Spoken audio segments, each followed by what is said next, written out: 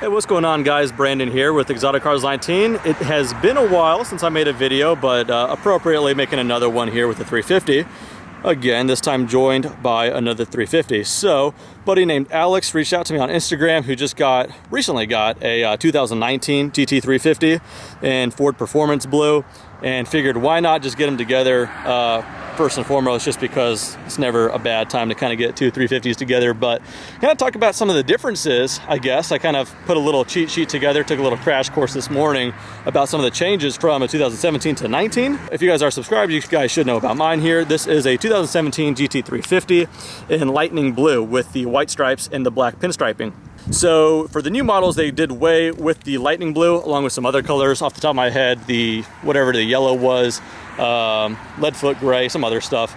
But they introduced other colors like the Ford Performance Blue, which they also introduced in like the Gen 2 Raptor series. I think it looks awesome, especially with the black stripes down the middle. Instead of the white pinstriping, they went with that gunmetal right there, which looks super, super cool. Especially considering a lot of the accents with the GT350s, like in the Cobra emblem right here. Everything's just kind of like got that smoke black look, the gunmetal. So I actually didn't know until I pulled up to Alex's car here, but yeah, I didn't know they're doing pinstriping in the gunmetal. I think that looks super, super cool. I have got the Super Sports, and now the Cup 2s are standard. Same size, I believe it's 295 and 305. You don't get the larger tires until you go to the 350R, which is like 305, 315. So here are mine, just, spoked wheels, not as much angles to them. This one right here, you kind of see that has more of the cutout, not hexagon, but kind of where you see my finger here. It's just kind of got that angle. Pretty cool. My wheels are satin black. They are now coming in gloss black. The wings have changed design a little bit. Going back to the first year of the GT350, first year was actually 2015, but the production numbers were like in the hundreds. I think like 300 something, if I'm not mistaken. Let me know if you guys know. But the first year where they went mass production for the 350, relatively mass production, was 2016. And this wing was an option that you can get through the track pack. 2017, the track pack became standard. So 2017 Plus had this wing. Now for the 2019, totally new wing design here, as you guys can see. Quite a bit taller. This has also the optional gurney flap on the top, which looks super cool. But as you can see, it has those cutouts, the left and right there. Really, really cool. Adds a whole different look to it, how you could kind of like look right through it. So that's just a cosmetic difference. I'm sure this adds a lot more downforce too with the gurney flap. But yeah, that gurney flap there was an option. It just looks the business, in my opinion. Looks really, really cool. Another difference would be the keys. I got a B-roll shot earlier of the keys. You could kind of see, but they definitely made the newer key a little bit more beefy. Same exact as the new generation Raptor keys. I really like them. One thing with the new Ford vehicles that mine didn't get, I don't think this started until 2019 actually, but they have the Ford Pass Connect, so you can actually get the Ford app and connect your car to your phone, so you can lock it, unlock it from anywhere. I believe you could even get more information, like see the fuel and when you need to service it, if I'm not mistaken. But either way, gonna have access to your car from your phone at all times, which is kind of convenient. I have the Recaro seats. The option was also the comfort seats that have electronic adjustability and cooling and whatnot. That was an option. Other than that, colors were not an option. It was kind of just black, so you can kind of see the contrast here. I have got a shaker sound system.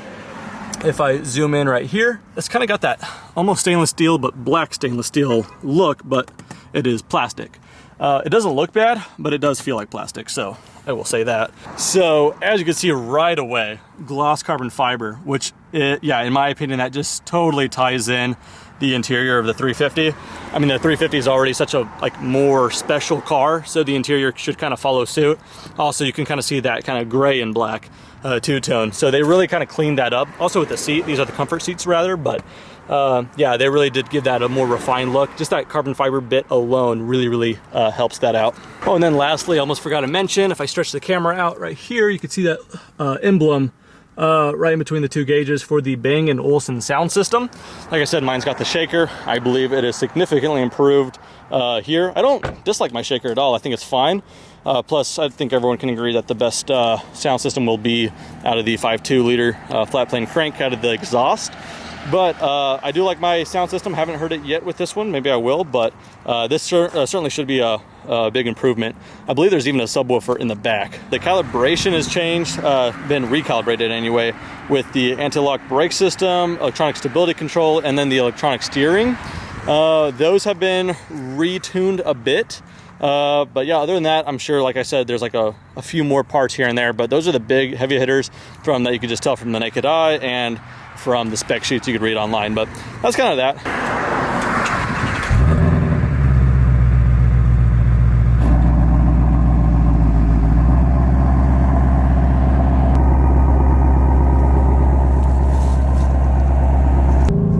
I'll be honest right away too. So this car still has the resonators, and mine obviously has the immature resonator delete.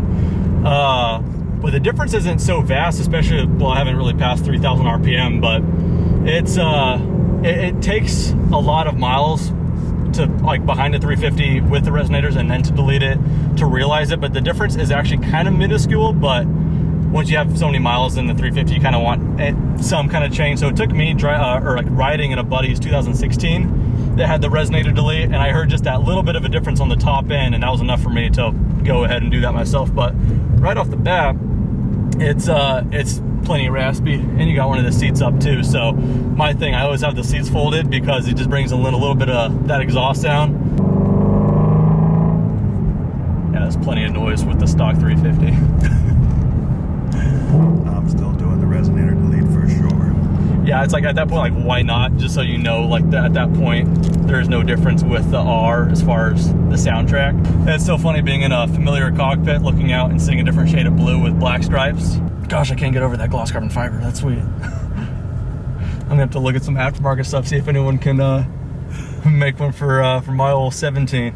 There's a little bit of bragging rights, just kind of knowing that between a 2015 or 2019 350, you have the most powerful naturally aspirated engine Ford's ever put into a production car. The 4GT, all that stuff's got more power. The 500s have more power, but that's all forced induction turbos or superchargers. So just a naturally aspirated, no cheats car. Plus, I mean, I know it sounds like a broken record. I mean, this is probably not the first or last 350 oriented video you're gonna watch, but the red line, I mean, because the flat plane crank on a displacement this big, you just don't expect it to rev to 8250. That's 4,000 RPM, so it'll go more than double that. Just kind of looking back there with that gurney flap, this wing is significantly taller than mine. Yeah, I forgot I was riding on the Cup 2s. From my kind of pussyfooting it driving, I haven't really noticed anything. I know these roads pretty well, but nothing really stood out to me too big as far as how these tires feel, but I'm sure that'll really change when you push the car hard or in certain weather. But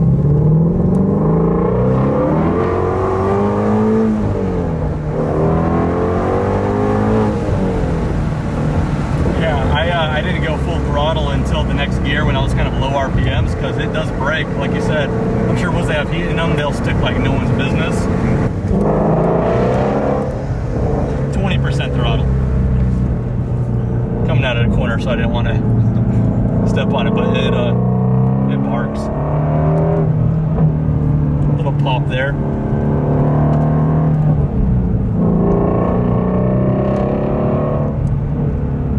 The Cup 2s from just that little drive don't feel too different. When I did step on it a little bit just a second ago, they do want to kick out a little bit, but yeah. So I mean, I think you guys know what you're getting into. Do I really need to talk about it more? Probably not. Being a 17 owner with almost 10,000 miles on mine, jumping into this one, yeah, they're still fantastic cars. It's rad. So thank you guys for watching. This is kind of a brief video on it, but we'll just kind of end with a little bit of B-roll shots. Thanks for watching, and have a great day.